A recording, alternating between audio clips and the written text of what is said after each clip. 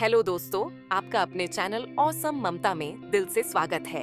गुस्से में अक्सर रिश्तों की राहें खो जाती हैं। जो बात मामूली थी, वो भी चोट दे जाती है। शैलेंद्र साहब की इन लाइनों से आपको यह तो पता चल ही गया होगा कि आज की कहानी का टॉपिक क्या है। जी हाँ दोस्तों, आपने सही गेस किया। गुस्सा, जो मनुष्य का सबसे बड़ा शत्रु है, जो हमारी सोचने समझने की ताकत छीन लेता है। तो चलिए कहानी शुरू करते हैं। एक समय की बात है। एक छोटे से गांव में एक युवा लड़का रहता था। वह बहुत ही चतुर और मेहनती था, लेकिन उसका एक बड़ा दोष था, उसका क्रोध। वह छोटी छोटी बातों पर बहुत जल्दी गुस्सा हो जाता और लोगों को भला बुरा कहने लगता। उसके गुस्से से उसके दोस्त और परिवार वाले भी परेशान रहते थे। लोग उससे दूरी बनाने लगे और धीरे धीरे उसका अकेलापन बढ़ने लगा। एक दिन लड़के के पिता ने उसे एक थैला दिया जिसमें कुछ कीलें थीं।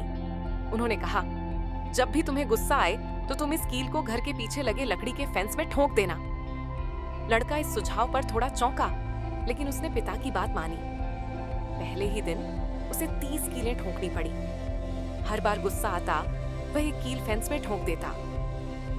धीरे धीरे लड़के ने महसूस किया कि कील ठोकने में काफी मेहनत लगती है और वह सोचने लगा कि शायद गुस्से पर काबू पाना बेहतर है। कुछ ही दिनों में उसने देखा कि कील ठोकने की जरूरत कम होती जा रही थी, क्योंकि अब वह गुस्से को नियंत्रित करने की कोशिश करने लगा था। कुछ हफ्तों के बाद एक ऐसा दिन आया जब उसे एक भी कील ठोकने की आवश्यकता नहीं पड़ी। वह अपने पिता के पास गया और गर्व से कहा कि अब वह गुस्से पर नियंत्रण पा चुका है। उसके पिता मुस्कुराए और बोले, बहुत अच्छा। अब जब भी तुम्हें लगे कि तुमने अपने गुस्से को अच्छे से संभाला है, तो एक एक कर ये कीलें निकालना शुरू कर दो।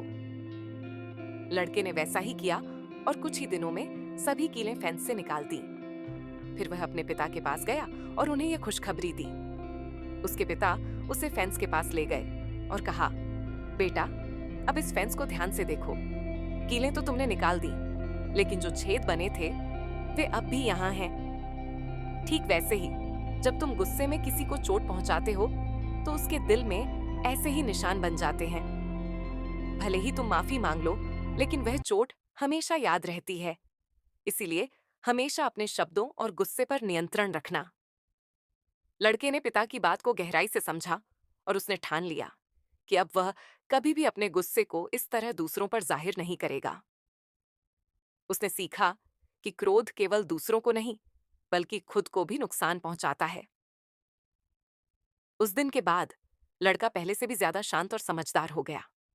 गांव के लोग फिर से उसके साथ खुश रहने लगे और वह जान गया कि गुस्से पर काबू पाना ही सच्ची शक्ति है। इस कहानी से हमें यह सीख मिलती है कि क्रोध एक ऐसी आग है जो सबसे पहले हमें ही जलाती है। यदि हम इसे नियंत्रित करना सीख लें, तो जीवन में शांति और खुशहाली बनाए रख सकते हैं।